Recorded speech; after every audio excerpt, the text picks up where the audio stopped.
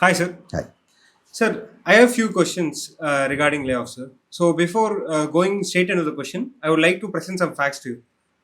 According to India Today, as of date October 13, 2025, over 91,000 tech employees have already lost their jobs in this year.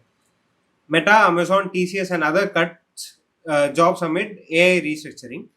And according to US broad economy, over 9,50,000 job losses have happened, and it is estimated that over 1 million jobs will be cut off. So, why are the layoffs actually happening? And before going into the reason, I would like to know what is layoff? Layoff happens when the company says we cannot afford one or more employees and they are asked to leave, mostly permanently, and with the compensation. Sometimes the layoff happens very fast. That means there's not adequate time to give a notice. Sometimes adequate time and notice is given. Adequate compensation is also given depending upon the seniority of the staff or employee. So that is what a layoff is. Now, to the other side of the question, which you asked, why layoffs? Hmm. See, I have seen since the 90s, then the 2000, 2010, and what is happening recently also.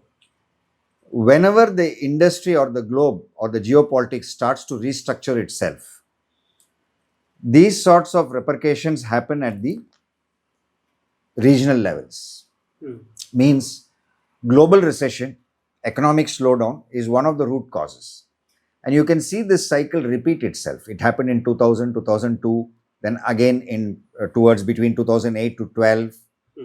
Okay, it keeps repeating once in 8 years or 12 years. You can study. Hmm. Okay, and these layoffs hit the headlines when the numbers are huge, like the ones you rattled off now. Hmm. The huge numbers, and it's estimated to cross even a million. Hmm. Now, as this news spreads, the other reasons or whatever are the developments that is happening. For example, the advent of AI, the new age of AI, Hmm. large language modules coming in. Now, what someone could say, these are coming in to take away the jobs. Hmm. Okay, and you can even have a cartoon or a picture that might show the middle manager's job going away to AI. Hmm. AI is going to replace you of all those things. Hmm.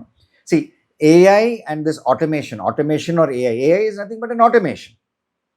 So this fear that people will lose jobs, the automation, when computers first came in, people in Indian Railways, which happens to be the world's fourth largest employer, Indian Railways is the world's fourth largest employer. When automation started happening in the railways, that means computers came, there were a lot of strikes. The people said we are going to lose our jobs.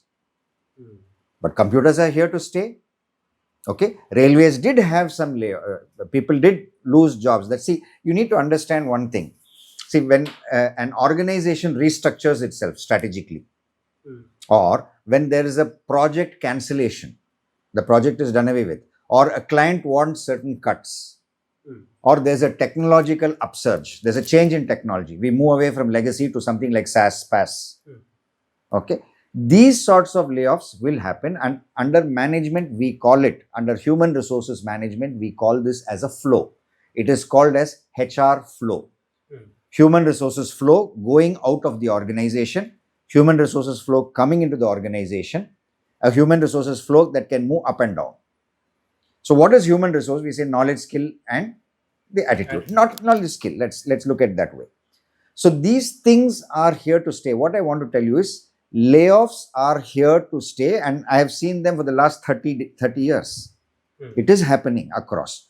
It can be, sometime back it was Amazon, it was Google, and even again it will repeat. Hmm. Okay. So these hit the headlines.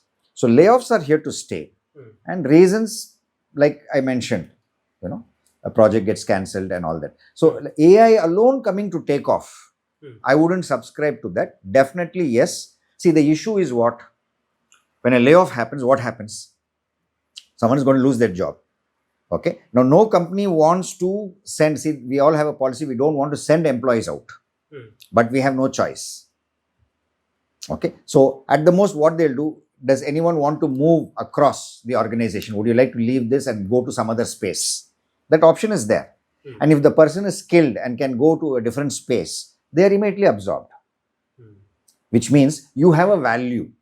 Suppose you have a value and you have upscaled yourself, no company would want to lose you. They'll see if they can fit you into some other space, some other domain, something else.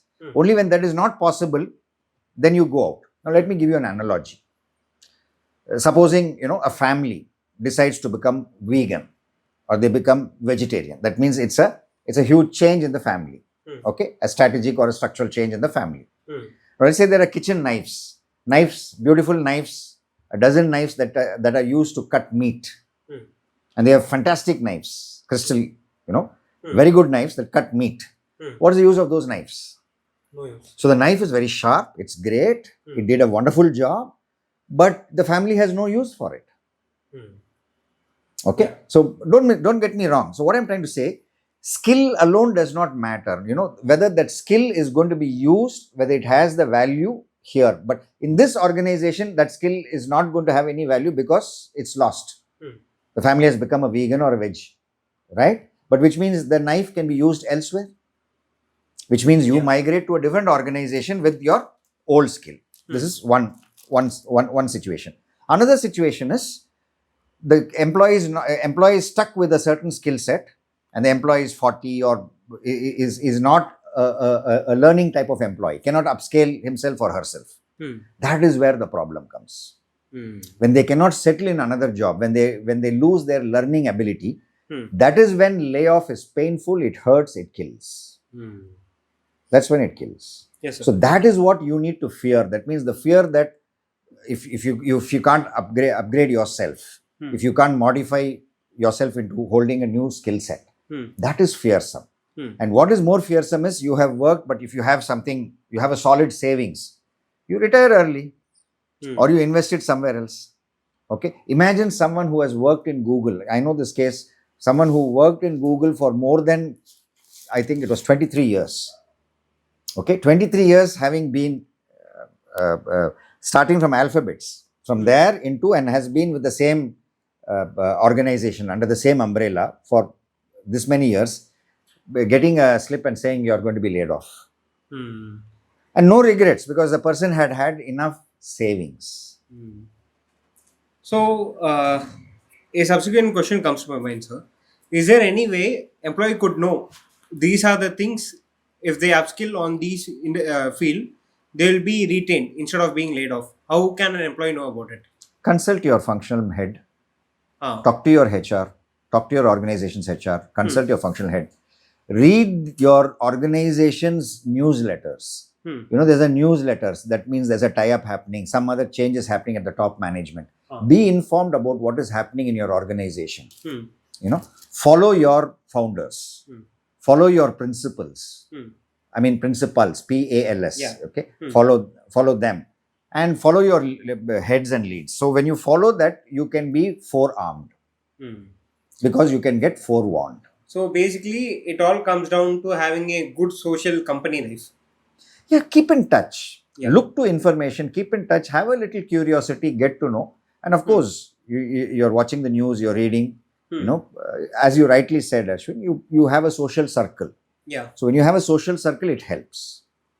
Be on LinkedIn. Yes, sir. So you get to know what's happening. So instead of randomly upskilling themselves in irrelevant fields, probably if they upskill in very relevant to their industry, they will be able to yes, that layoffs. guidance you can get from your HR or your functional head. I mean, within your own domain, within your own space and circle. Got it, sir. And you can always go, you can go slightly, you can go horizontal also across. You have a certain skill and you are ready, so you can become a full stack developer. You can look at that. Or you say, I have been into full stack, now let me look at something else. So you can look at AI automation also. Yeah. And look at prompt, how that can be. But again, the field of AI and the prompt engineering, it is an evolving thing. It is not any bubble. According to me personally, if you ask, I don't think AI, some are out there on the net saying AI is a bubble, it's going to burst, blah, blah, blah. I'm not with that. Actually, there have been a lot of changes because of AI.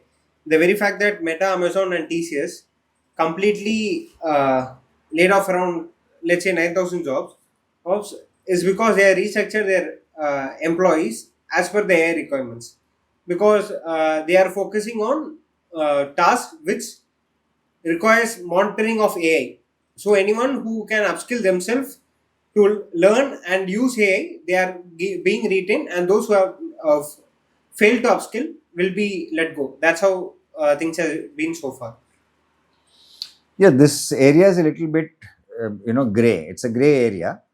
What exactly, you're looking at upskilling, because it's looking at how you're going to make use of the prompts. Again, the AI and the systems that are there in place, it is an evolving system. Okay, the system is programming. We call it as AI recursion. There's a AI recursion that is happening. It is evolving, but whether the recursion is good enough, that we need to wait and see. It's a gray area. Got it. It's a gray area. Yeah. I think many would have understand how to upskill themselves by maintaining a social circle, and also be well aware and informed about their own company's data through newsletters, through their mails, and probably other information sources. So, guys, Not to fear. You Yeah. don't fear the layoffs, but be alert. Yes, sir. Okay. Look at your savings. Don't those who get a fantastic salary. Suppose you move into a fantastic salary, immediately don't go into your investments or increase your EMIs. Yeah. So you need to be a little thrifty also and hold on to yourself. Not to fear, because layoffs are going to continue. It will happen at every recession or every industrial cycle. It is going to happen. This is the sort of adjustments that happen. So not to fear, but like Yes, sir. what you say, Like you just said, watch out. be very financially well planned so that they can even withhold the layoff period. Yeah. If happens. And most companies, the recent one which I saw in Infosys, they were not even given time, they said. Yeah. We didn't get time to also move out of the campus and all They that. were told to leave the office by 6 p.m. So, yeah. So, one point which I want to tell over here is this Prof VKJ, and I would tell, I have many students are there across the globe. Don't get, you hear the news and you hear something like that, immediately your temperatures can start boiling. So the best way to do is, when you hear such news, be cool. Try to breathe. Take a deep breath. Don't get emotional, because what it can do is it can get into your neurons and stay there. And some light spark that happens within your organization, your fuse may go off. Because that incident will trigger this. Just like you have in structured curriculum, you have triggers in the events and triggers. Something should not trigger in your neuron because you hear such news. Yeah. Be cool, be strong, be good, and good luck will be with you. Bye, guys. Bye. Thank you.